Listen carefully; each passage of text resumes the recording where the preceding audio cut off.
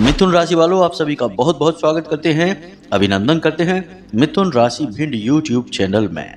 बंधुओं, छप्पड़ फाड़ कर धन दौलत देती है यह एक चीज, बस इसे आपको पितृपक्ष में अपने घर लेकर आना है। जब आप इस एक चीज को अपने घर में लेकर आएंगे तो सबसे पहली चीज यह होगी कि आपके पितृ देवता और स्वयं शनि देव महाराज आपसे बहुत प्रसन्न हो जाएंगे, आपको आशीर्वाद देने लगेंगे।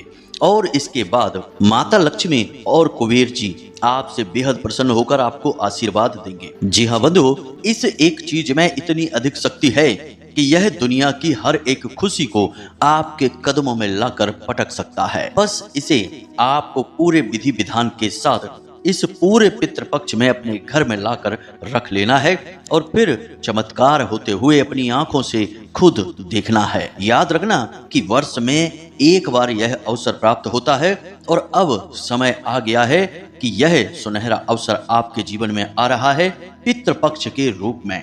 अब इसका आपको पूरा लाभ लेना है, गलती से भी कोई गलती नहीं करना है और कुछ ऐसे चमत्कारी और शक्तिशाली उपाय कर डालने हैं जिससे जीवन रातों रात बदल जाता है। तो जयकारा बोलो माता रानी का, जगत माई महामाई माँ भद्रकाली की जय बोलो, बाबा भोलेनाथ की जय बोलो, पितृ देवता की जय बोलो। बंधुओं, याद रखना कि इंसान अपने जीवन में जो कुछ भी प्राप्त करता है, कष्ट या सुख या दुख, जो भी कुछ वह सह रहा है, कहीं ना कहीं इन सब चीजों के लिए वह स्वयं ही जिम्मेदार होता है। कभी कभी वह जाने या अनजाने में ऐसी भूलें कर बैठता है जिनकी उसे लंबे समय तक सजाएं भोगनी पड़ती हैं, और कभी कभी जाने या अनजाने में वह कुछ ऐसे सतोगुणी कार्य कर बैठता है जिनसे उसे दिव्य शक्तियों का, पितृ पूर्वजों का पूर्ण आशीर्वाद प्राप्त हो जाता है और उसका जीवन रातों रात चमक जाता है। वह जीते जी स्वर्ग के सुख भोगने लगता है। जी हाँ बंधुओं,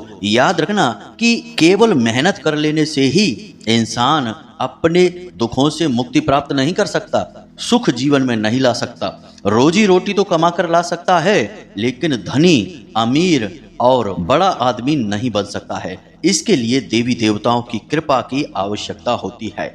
यह बात आप अच्छी तरह से जानते हैं। जब तक दिव्य शक्तियां नहीं चाहेंगी, आप कितनी ही मेहनत करते रहिए, दिन रात अपना खून पसीना बहाइए, आपको केवल उतना ही मिलेगा जितने में आपका जीवन चलता रहे।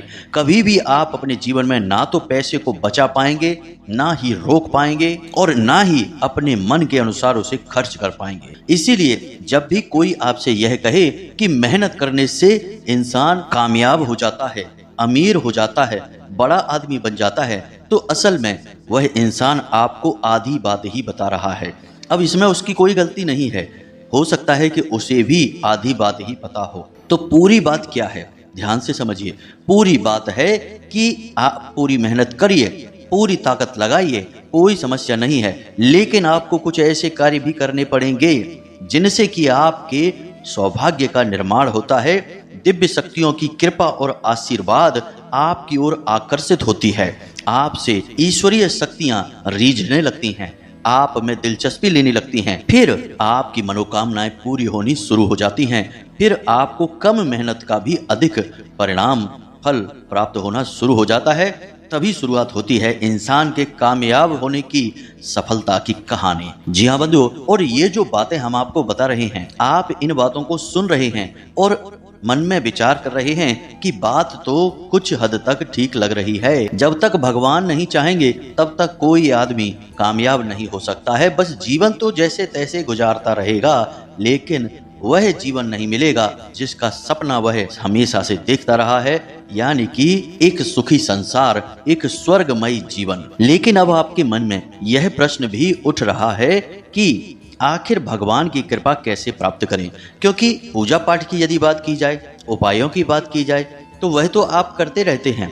ऐसा नहीं है कि आप कोई पूजा पाठ ही नहीं करते हैं, आप भगवान का नाम ही नहीं लेते हैं, आप कोई अधार्मिक व्यक्ति हैं, नहीं, आप खूब धार्मिक हैं, खूब भगवान का नाम लेते हैं, समय समय पर भगवान की पूजा पाठ भी करते हैं, मंदिर भी जाते हैं, लेकिन फिर भी भगवान की पूर्ण कृपा आपको प्राप्त नहीं होती है। आपके जीवन से कष्ट समाप्त नहीं होते हैं, आपकी इच्छाएं भी पूरी नहीं होती है, यहाँ तक कि जो आपके हक का है, आपके हिस्से का है, वह भी कभी कभी आपको नहीं मिल पाता है। तो यहाँ पर दो स्थितियां बनती हैं, या तो भगवान जानबूझकर आपको तकलीफों में डाले हुए हैं या फिर भगवान आपकी सुन ही नहीं रहे हैं। तो बंधुओं अब ध्यान से समझिए, इंसान भगवान की जो सामान्य पूजा पाठ करता है उससे उसे भगवान की कृपा तो प्राप्त होती है, परंतु जब इंसान भगवान से कुछ विशेष कामनाएं करना शुरू कर देता है, जैसे कोई कहता है कि भगवान मुझे एक अच्छी नौकरी की जरूरत है, या कोई कहता है कि हे भगवान हमारे बेटे को अच्छी नौकरी लग जाए, उसकी अच्छी शादी हो जाए,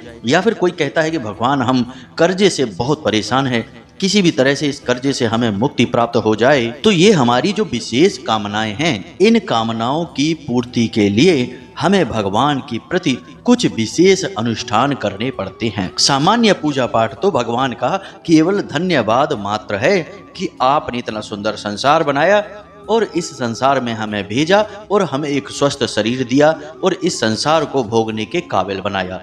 यह भगवान के लिए जो आप सामान्य पूजा पाठ करते हैं वे केवल धन्यवाद यानी आभार व्यक्त करना मात्र है। विशेष मनोकामनाओं की पूर्ति के लिए विशेष अनुष्ठान होते हैं, या फिर आप ऐसा कर सकते हैं कि वर्ष में कुछ न कुछ ऐसे विशेष अवसर बनाए गए हैं हमारे हिंदू धर्म में कि जिनमें कुछ विशेष दिव्य शक्तियां आपके पास स्वयं चलकर आती हैं। जैसे कि नवरात्रि के समय में माता रानी की दिव्य शक्ति आपके पास आती है, यानी इस संसार में आती है, इस मृत्यु लोक में रमण करती है। सावन के महीने में भोले बाबा की दिव्य शक्ति पूरे परिवार के साथ, गणपति के समय में भगवान गणेश की दिव्य शक्ति, इसी प्रकार दीपावली पर माता लक्ष्मी और पितृ पक्ष में पितृ देवताओं की पवित्र ऊर्जा इस संसार में रमण करती है। अब कायदे से यदि देखा जाए शास्त्रों के अनुसार तो इन सभी देवी देवताओं में सबसे जल्दी प्रसन्न होने वाले देवता हैं आपके पितृ देवता, और सबसे अधिक आपकी मनोकामनाएं पूरी करवाने वाले भी अगर कोई देवता है तो आपके पितृ देवता ही हैं। अब ऐसा क्यों है? क्योंकि उनका आपसे भावनात्मक जुड़ाव है। वे आपके ही तो घर के सदस्य हैं, अभी संसार में नहीं है, किसी अन्य लोक में किसी अन्य संसार में रह रहे हैं, लेकिन वे हैं तो आपके घर के सदस्य ही।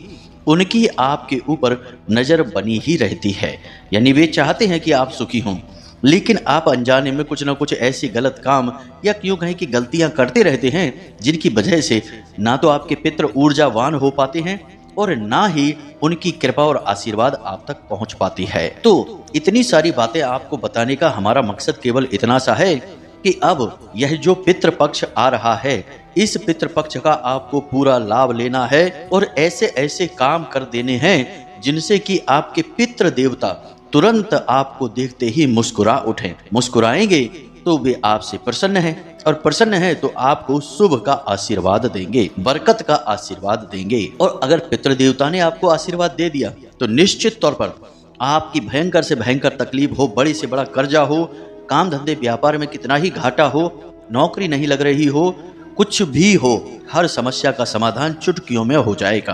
क्योंकि याद रखना कि पितृ देवताओं के साथ कई प्रकार की सकारात्मक ऊर्जाएं चल रही होती हैं। कौन सी है वे ऊर्जाएं, इनके बारे में भी हम आपको आगे बताने वाले हैं।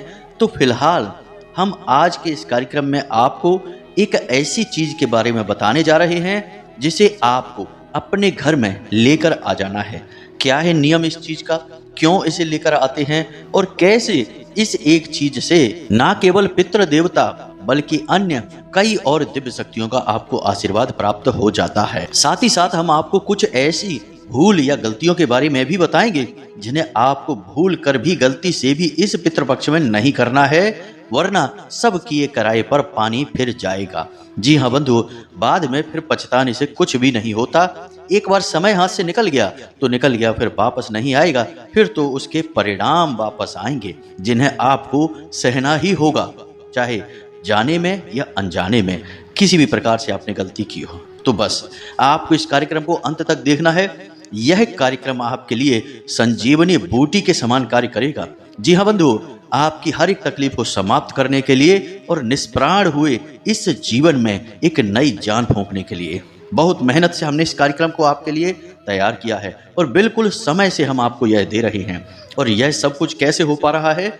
माता भद्रकाली की कृपा और आशीर्वाद से। हम तो यहाँ तक कहेंगे कि माता रानी की आपके ऊपर विशेष कृपा है, तभी आपने इस कार्यक्रम को देखना का निर्णय लिया है, इसे चुना है और अब आप इसे देख रहे हैं। तो बस इसे अंत तक देखते रहिए, कुछ समय ज्ञान के लिए दीजिए, फिर यह ज्ञान आपको लंबे समय तक सुख देगा। जी हाँ बंधु, तो चलिए उम्मीद करते हैं हम कि आप इस कार्यक्रम को अंत तक अवश्य देखेंगे। हमारी मेहनत तभी सफल हो पाएगी जब आप इससे कुछ लाभ ले पाएंगे।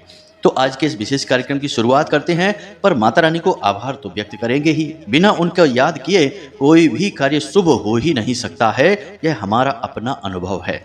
तो चलिए जल्दी से कमेंट में लिखिए, जय माँ भद्रकाली कृपा करो।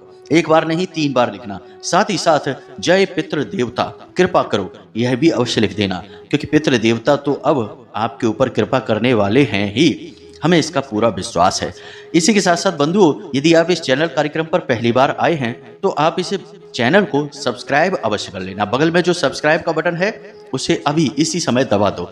ऐसा करते ही आप न केवल हमारे बल्कि माता रानी के दिव्य परिवार के सदस्य बन जाएंगे और फिर माता रानी की पूरी कृपा तो आपको मिलेगी ही, क्योंकि परिवार के सदस्यों का ख्याल तो पहले रखा जाता है। तो चलिए बंधुओं, जल्दी से चैनल को सब्सक्राइब करिए, फिर आगे बढ़ते हैं। अब समझने वाली बात यहाँ पर यह है कि क्या केवल एक चीज को अपने जीवन में लेकर आने से या उसका उपयोग कर लेने से जीवन की हर एक समस्या का समाधान हो सकता है? तो कुछ लोगों के मन में यह बात आ रही होगी कि ऐसा कैसे हो सकता है, ऐसी कौन सी दिव्य और चमत्कारी चीज है? तो बंधुओं आप समझिए, जब आप उस एक चीज को जिसे आप समस्या का समाधान समझकर लेकर आ रहे हैं उसे अपने जीवन में लेकर आते हैं, तो उसके साथ साथ फिर अन्य कई कार्य भी आपको करने पड़ते हैं जो कि उस चीज से ही जुड़े होते हैं, जिससे कि पूरी की पूरी प्रक्रिया होती है, पूरी की पूरी एक व्यवस्था निर्मित होती है और यही व्यवस्था बदलाव लेकर आती है। अब एक छोटे से उदाहरण से समझिए कि अगर आप यह सोचते हैं कि मुझे वहां ड्यूटी करने जाना है दूसरे शहर में, और अगर मोटरसाइकिल मिल जाए तो आनंद आ जाए, सारी समस्या का समाधान हो जाए। तो अब देखने में तो यह लग रहा है कि आपकी गाड़ी यानी कि आपकी जो मोटरसाइकिल है वही सारी समस्या का समाधान है, लेकिन केवल मोटरसाइकिल लेकर आ जाने से ही आपकी समस्या का समाधान नहीं हो जाएगा। प्रतिदिन आपको उसके अंदर पेट्रोल डलाना पड़ेगा, उसकी सर्विस भी आपको समय समय पर करानी पड़ेगी, उसे चलाकर भी आपको जाना पड़ेगा, कभी वह खराब होगी तो उसे रिपेयर भी कराना पड़ेगा। कहने का मतलब यह है कि चीज एक जरूर है लेकिन उसके साथ पूरी व्यवस्था बनी हुई है। अब यदि आप मोटरसाइकिल को लाकर अपने घर में रख लें और बस सोचे कि अब तो मैं उस शहर पहुंच जाऊंगा, मेरी समस्या का सारा समाधान हो गया, तो क्या सचमुच में हो गया? नहीं, चीज तो वही है लेकिन व्यवस्था जब तक आप पूरी नहीं बनाएंगे तब तक समस्या का समाधान नहीं होगा। इसी प्रकार यह एक चीज है जिसके बारे में हम आपको बताने जा रहे हैं। इस एक चीज के साथ आपको पूरी व्यवस्था बनानी पड़ेगी, तभी इस एक चीज का सही उपयोग आप कर पाएंगे और पूरा लाभ भी आप ले पाएंगे। तो अब ध्यान से सुनिए, वह एक चीज है कुश नाम की घास। जी हाँ बंधु, एक घास होती है जिसे हम कुश कहते हैं। अब इसे आपने देखा है लेकिन शायद आप इसे समझ नहीं पा रहे हैं। तो जब भी आपने पूजा पाठ या हवन कराया होगा तो उसमें एक घास के तिनके की अंगूठी जैसी बनाई जाती है, जो आपकी अनामिका उंगली में यानी मध्यमा के बगल में जो उंगली है उस उंगली में पहनाई जाती है। वह पितृ देवताओं के लिए ही आपको पहनाई जाती है। उस कुश घास की अंगूठी के माध्यम से पितृ देवता आपके साथ साथ उस हवन के आयोजन में शामिल होते हैं। तो कहने का मतलब यह है कि वह जो कुश घास होती है वह स्वयं पितृ देवताओं का स्वरूप मानी जाती है। इसी के साथ साथ काले तिल, इनमें भी पितृ देवताओं का वास होता है। वैसे तो कई प्रकार की और चीजें हैं जिनमें पितृ देवताओं का वास माना जाता है, लेकिन इन 2 चीजों में साक्षात पितृ देवताओं का वास माना जाता है, जिसमें कुश सबसे ऊपर है। तो अब आपको इस घास के साथ करना क्या है, उपाय क्या है, जिससे आपके पितृ देवता तुरंत आपसे प्रसन्न होंगे और आपके ऊपर चाहे किसी भी प्रकार का पितृ दोष लगा हो, आंशिक हो या पूर्ण हो, अधोगति पितरों के द्वारा लगाया गया हो या ऊर्ध्वगामी पितरों के द्वारा लगाया गया हो, किसी भी प्रकार का पितृ दोष हो वह जड़ से समाप्त हो जाएगा। अब पितृपक्ष के पूरे 16 दिनों तक आपको इस उपाय को करना होगा। वैसे तो पितृपक्ष 15 दिनों का ही कहा जाता है, इसीलिए इसे पक्ष कहते हैं। पक्ष यानी 15 दिनों की एक अवधि, लेकिन 16 दिनों की इसे इसलिए कहते हैं क्योंकि एक दिन इसके शुरुआत में जाता है, उस दिन श्राद्ध नहीं होता, श्राद्ध अगले दिन से होता है। जैसे कि 17 तारीख से पितृपक्ष की शुरुआत हो रही है, लेकिन 18 तारीख से श्राद्ध कर्म शुरू होगा। तो देखा जाए तो यह 15 दिनों का ही पक्ष हुआ, परंतु तिथियों के आधार पर नापा जाए तो यह 16 दिनों का होता है। कहने का मतलब यह है कि 16 दिनों का यह एक शक्तिशाली उपाय है जो आपको नियमित करना होगा। 16 दिनों की मेहनत आपकी रंग लाएगी और जैसे ही आप इस उपाय को करना शुरू करेंगे, हम आपको यकीन दिलाते हैं कि अगले ही दिन से आपको जीवन में परिवर्तन महसूस होने लगेगा। कौन से परिवर्तन होंगे वे भी हम आपको बताते हैं, लेकिन पहले आप इस उपाय को समझ लीजिए और कुछ जरूरी सावधानियां हैं उन्हें भी समझ लीजिए। तो पितृपक्ष प्रारंभ होने से पहले ही आपको कुश घास बाजार से लेकर आनी है। किसी भी पंसारी की दुकान पर आपको यह आसानी से प्राप्त हो जाएगी। तो कुश घास आपको लेकर आनी है। जो गांव में रहने वाले लोग हैं उन्हें तो आसानी से मिल जाएगी, यह गांव में कई जगह पर लगी रहती है। अब आपको इस कुश घास के 7 तिनके एकत्रित करने हैं और एक इसका बंडल जैसा बनाना है। जी हाँ बंधुओं, जैसे बंडल आपने देखा होगा। अब इस बंडल को बनाने के लिए आप सफेद रंग के धागे का प्रयोग करेंगे।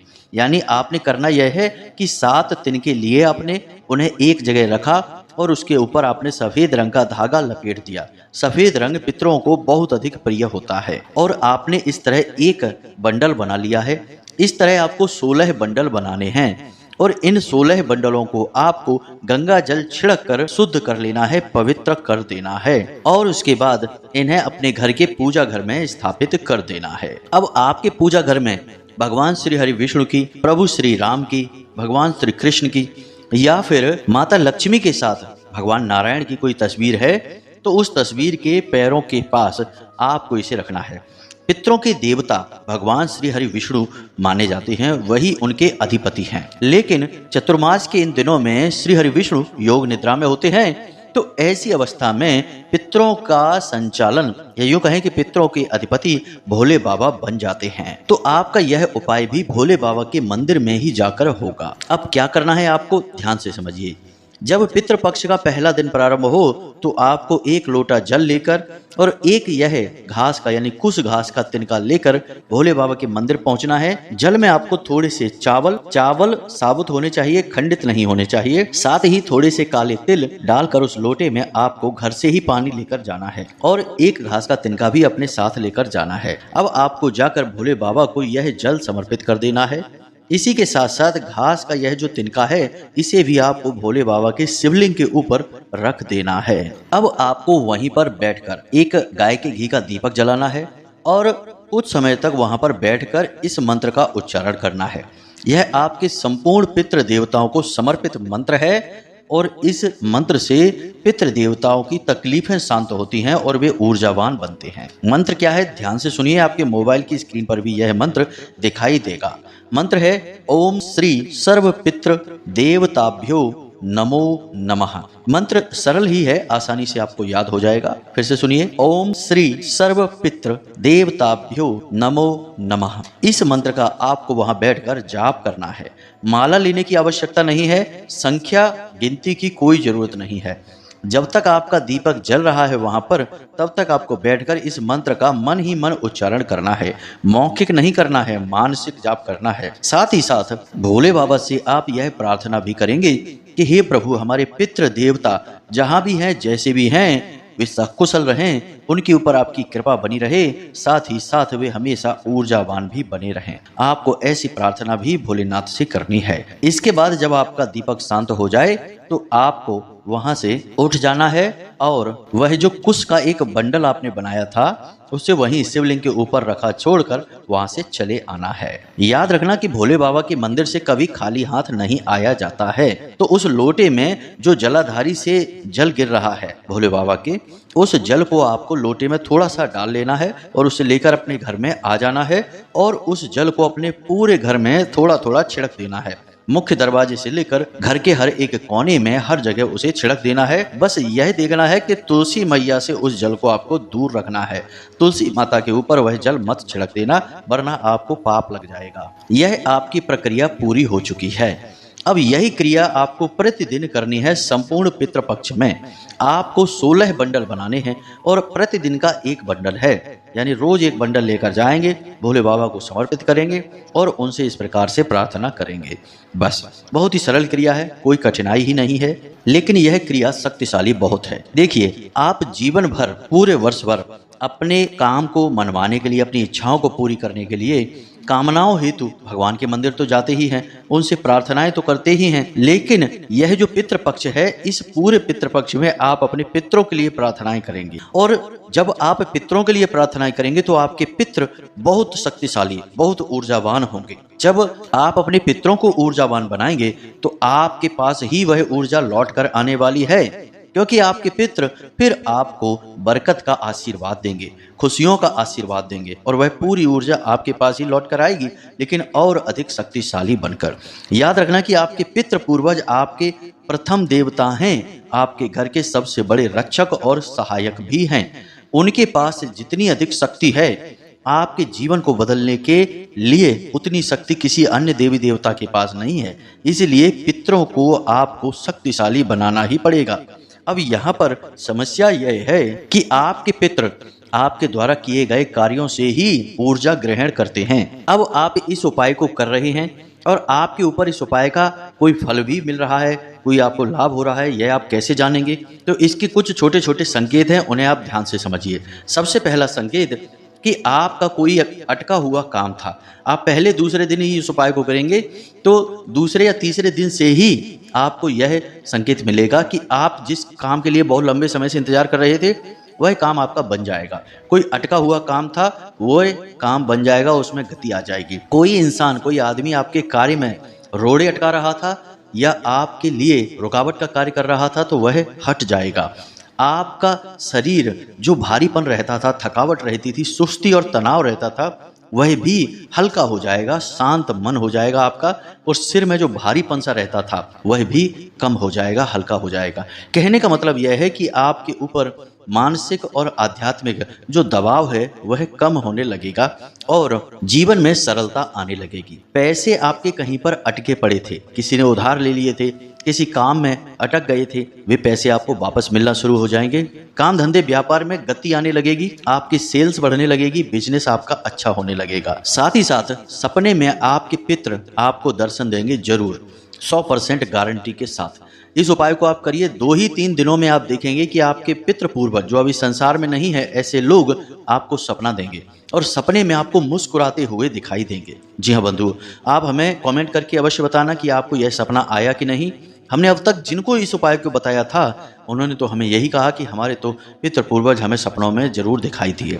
इसी के साथ साथ आपको भोले बाबा के दर्शन हो सकते हैं सपने में, त्रिशूल के दर्शन हो सकते हैं, शिवलिंग के दर्शन हो सकते हैं, किसी मंदिर के शिखर के दर्शन हो सकते हैं। यानी कि इन सारे संकेतों से आपको पता लगेगा कि आपका यह उपाय कार्य कर रहा है। अब कुछ जरूरी सावधानियां हैं, इन्हें भी ध्यान से समझ लो कि पितृपक्ष के दौरान आपको शराब, जुआ या कोई भी अनैतिक कार्य, सट्टेबाजी का कार्य नहीं करना है, ब्याज का काम आपको नहीं करना है, दलाली का काम आपको नहीं करना है, किसी से झूठ बोलकर पैसे कमाने की कोशिश नहीं करना है, किसी का भी हक मारने की कोशिश ना करें, किसी बड़े बुजुर्ग का भूल कर भी अपमान ना करें, साथ ही साथ किसी महिला का भी अपमान ना करें। इसी के साथ साथ पूरे पितृपक्ष में जितना हो सके उतना साधारण भोजन खाएं, तामसिक भोजन ना खाएं, ज्यादा मिर्ची मसाले वाला भोजन ना खाएं, और हो सके तो पूरे पितृपक्ष में ब्रह्मचर्य का पालन भी करें। यह बहुत जरूरी है। छोटी छोटी बातें हैं लेकिन इनके प्रभाव बहुत बड़े हैं। इनके प्रभाव आप महसूस तभी कर पाएंगे जब आप इन बातों को मानेंगे। कुछ ऐसी चीजें हैं जो आपको पितृपक्ष में नहीं खानी है, जैसे कि चावल नहीं खाना है, बैगन नहीं खाना है, लहसुन और प्याज का सेवन नहीं करना है, मशरूम भी आपको नहीं खाना है। ये सामान्य सी चीजें हैं, लोग अक्सर इन्हें खाते हैं, आपको नहीं खाना है। पितृपक्ष के दौरान आप अपने बाल भी ना कटवाएं, नाखून भी ना काटें और दाढ़ी भी ना कटवाएं। बस इतने से कार्य आप करिए। अब देखिए कि आपके जीवन में कैसे चमत्कारी बदलाव होते हैं। इस उपाय को आप करना जरूर, हमारे कहने से करिए, और आपको इसके परिणाम जब प्राप्त हो तो हमें बताना जरूर, क्योंकि हमें भी बड़ी उत्सुकता है। हम जानते तो हैं कि यह उपाय कार्य करेगा 100%, लेकिन हम आपकी तरफ से जानना चाहते हैं, आपके मुख से सुनना चाहते हैं कि आपके जीवन में बदलाव आया कि नहीं। हमें इंतजार रहेगा इसका। तो चलिए बंधुओं, इसी के साथ साथ आज की इस कार्यक्रम को समाप्त करते हैं। अब यदि कोई प्रश्न आपके मन में उठे तो आप कमेंट करके पूछ सकते हैं या फिर डिस्क्रिप्शन में दिए गए व्हाट्सएप नंबर पर मैसेज करके भी पूछ सकते हैं। तो बस अंत में आपसे हमारा बस यही कहना है कि हमेशा हंसते रहिए, मुस्कुराते रहिए, ईश्वर को हमेशा धन्यवाद दीजिए। जो भी कुछ है आपके पास उस सब के लिए, और दिन में एक बार मंदिर जरूर हो आइए, इससे आपका आत्मिक उद्धार होगा। तो प्रेम से बोलिए जय माई की, जय मां भद्रकाली। माता रानी आपका कल्याण करेंगी। धन्यवाद।